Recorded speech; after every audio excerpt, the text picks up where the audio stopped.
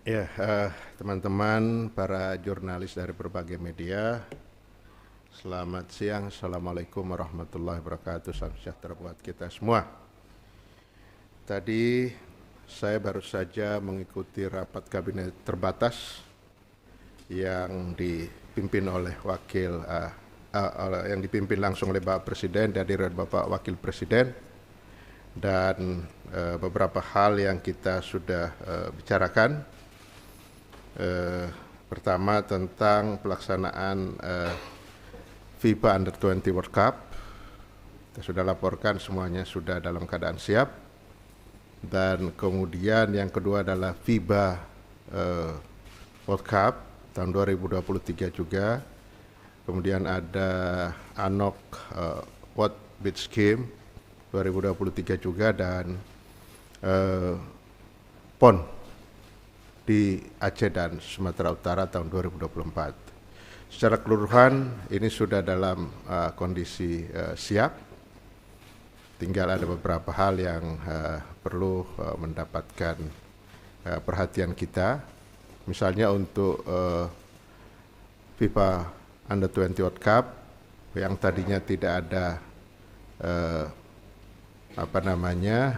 acara opening dan closing, tapi sekarang FIFA sudah setuju, maka itu perlu dibicarakan dan perlu mendapatkan persetujuan dari Pak Presiden. Selanjutnya nggak ada masalah apa-apa lagi karena semua sudah jalan.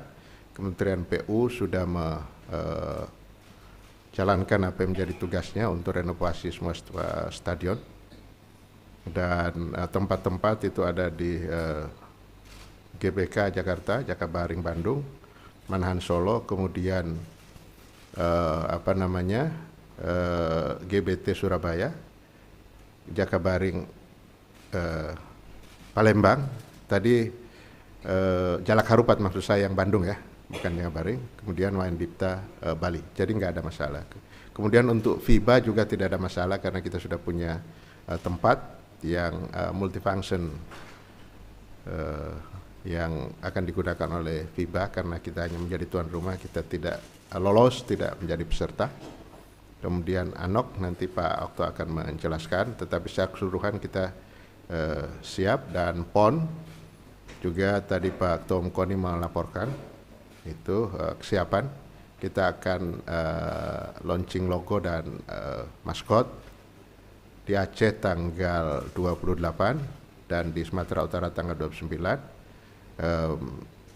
Selanjutnya kita akan countdown.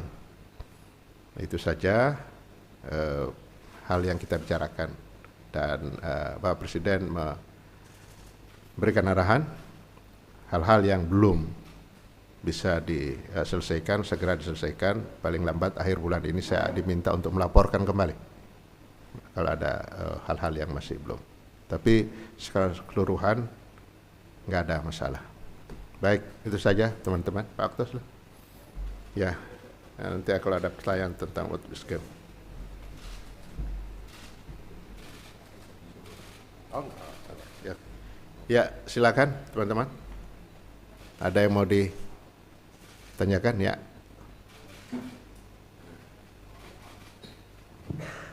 Halo Pak, Akbar dari Asahi Shimbun Pak. Mau nanya, kan ini FIFA U20 di bulan Mei, Ya. dan kita kan sempat ada tragedi Kanjuruhan Pak beberapa bulan sebelumnya, dan Presiden sempat memerintahkan untuk adanya evaluasi tentang keselamatan dan keamanan di stadion-stadion, terutama yang nantinya akan menjadikan tuan rumah untuk U20. Bisa dijelasin nggak sih Pak progresnya seperti apa soal hal itu? Terima kasih Pak. Terutama refleksi dari atas tragedi Kanjuruhan kemarin. Iya, 6 stadion yang sudah diputuskan FIFA untuk ditempati untuk pertandingan, dan 4 stadion lapangan latihan itu sudah tidak masalah dan semuanya sudah standar FIFA. Jadi yang dimaksudkan oleh Bapak Presiden ketika ada kejadian Kanjuruhan itu adalah untuk kompetisi, bukan untuk World Cup, karena World Cup pasti standarnya FIFA.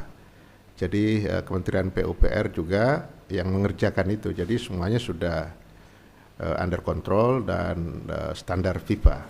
Jadi saya pastikan bahwa 6 stadion utama Gelora Bung Karno, kemudian Sijalak Harupat Bandung, kemudian Manahan Solo, kemudian Gelora Bung Tomo Surabaya, kemudian Jakabaring Palembang, dan Iwayan Dipta Bali, itu sudah tidak masalah. Jadi sekali lagi yang dimaksud oleh Pak Presiden ketika itu adalah tempat-tempat kompetisi.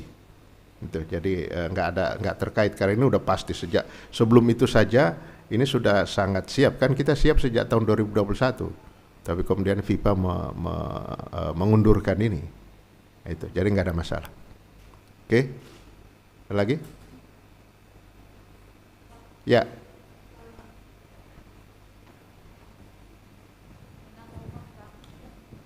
Terkait persiapan PON sendiri, untuk persiapan prestasinya sendiri seperti apa? Kedua, biasanya kan PON lalu SEA Games dan Asian Games kan diharapkan bisa menyiapkan atlet-atlet kita untuk menuju Olimpiade. Nah, dari PON dan sampai ke Olimpiade itu kira-kira seperti apa sih yang disiapkan oleh KOI juga selain dari Kemenpora gitu Pak, untuk prestasinya? Oke. Jadi kalau PON itu prestasi diurus oleh daerah masing-masing, jadi bukan kita. Tetapi harapannya PON itu kemudian prestasinya berlanjut ke SEA Games, berlanjut ke Asian Games, dan puncak prestasinya di Olimpiade. Idealnya begitu. Tapi sekarang ini belum, karena mereka yang kita harapkan PON itu menjaring atlet-atlet yang talenta-talenta muda yang bisa kita dorong ke level-level berikutnya. PON ini masih diikuti oleh yang senior, bahkan ada yang sudah ikut Olimpiade pun dia masih ikut PON. Nah ini sedang kita bicarakan dengan KONI bagaimana mengatur ini. Cuman memang masalahnya daerah-daerah merasa bahwa atlet itu milik mereka, jadi dia tetap minta untuk supaya mereka harus mewakili daerah. Jadi dari kalau urusan PON itu lebih ke daerah. Jadi bagaimana pelada-pelada yang ada mereka yang mempersiapkan atletnya. Gitu. Dah? Oke, silakan Pak Okto menjelaskan tentang World Beach Games. Ini barang baru yang harus disosialisasikan. Silakan Pak. Terima kasih Pak Menteri. Assalamualaikum warahmatullahi wabarakatuh. Salam sejahtera rekan-rekan media yang kita banggakan. Tadi kami dari Komite Olimpiade Indonesia tentunya dengan izin Pak Menpora melamporkan ke Bapak Presiden tentang kesiapan dari Second Anok World Beach Game, yaitu olahraga pinggir pantai yang merupakan olahraga multi event terbesar nomor 3 setelah Olimpiade musim panas, Olimpiade musim dingin, baru World Beach Games. Nah, ini akan terlaksana di bulan tanggal 5 Agustus sampai tanggal 12 Agustus dan dilanjutkan dengan General Assembly ANOK tanggal 13 Agustus sampai tanggal 15 Agustus. Sehingga di bulan Agustus akan ada selebrasi olahraga yang tertinggi dalam sejarah Indonesia yang pernah ada, diikuti oleh kurang lebih 130 negara dan dihadiri oleh 205 negara. Nah, ini bertepatan dengan 78 tahun Indonesia merdeka. Kami laporkan tadi ke Bapak Presiden, semangatnya adalah bahwa kita sedang punya cita-cita untuk jadi tuan rumah Olimpiade musim panas.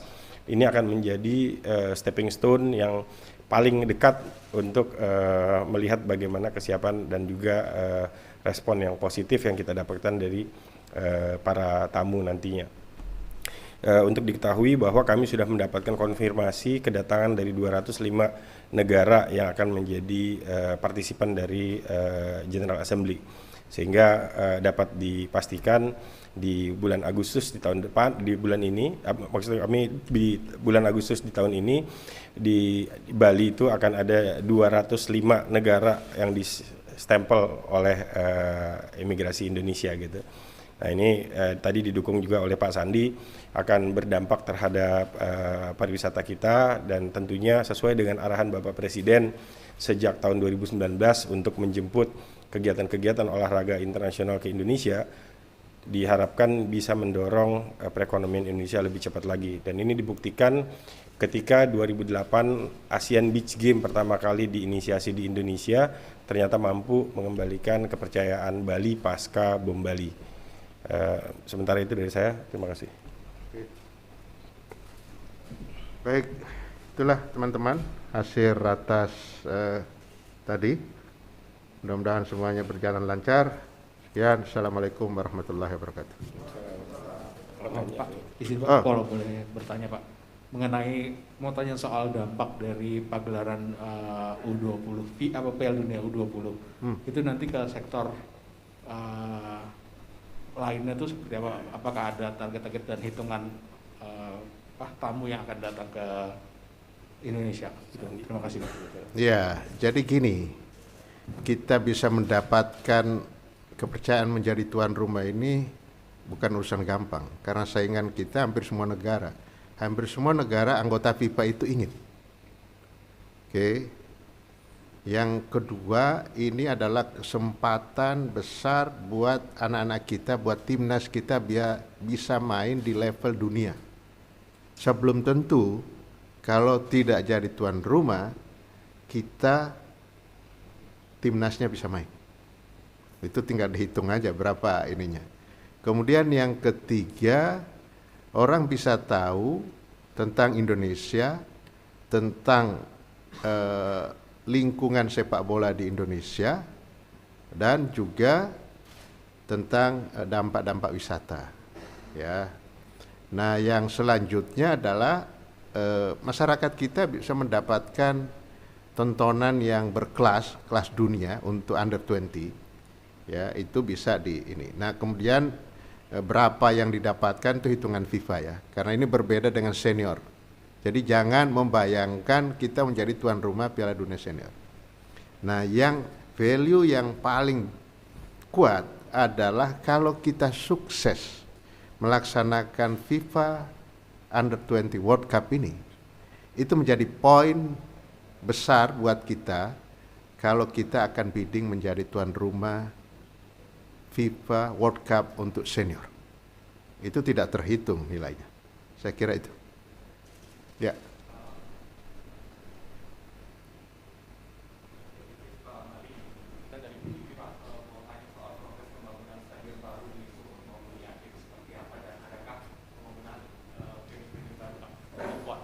Ya, tadi sudah diputuskan, Menteri PU akan mengkoordinasikan, akan melihat seperti apa yang akan dilakukan di Aceh dan Sumatera Utara, dan itu hanya dari pemerintah pusat satu stadion, yang lain dibangun oleh daerah.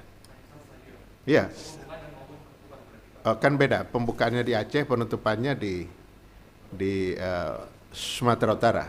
Nah, jadi satu Aceh, satu Sumatera Utara, tapi semua standar, ya, kapasitas itu ditentukan oleh Menteri PU. Yang lain ya kewajiban daerah dong. Kan pada saat bidding menjadi tuan rumah itu daerah sudah siap. Gitu loh. Jadi pada saat bidding menjadi tuan rumah PON, itu kan ada proposal kesiapan daerah untuk membangun venue, menyiapkan akomodasi, transportasi dan lain sebagainya. Jadi itu. Nah, pemerintah pusat memberikan bantuan dengan satu stadion yang akan ditentukan oleh Menteri PU. Ya pasti pada saat mau digunakan, insya Allah itu sudah jadi. Oke, cukup ya? Baik. Ya, terima kasih teman-teman.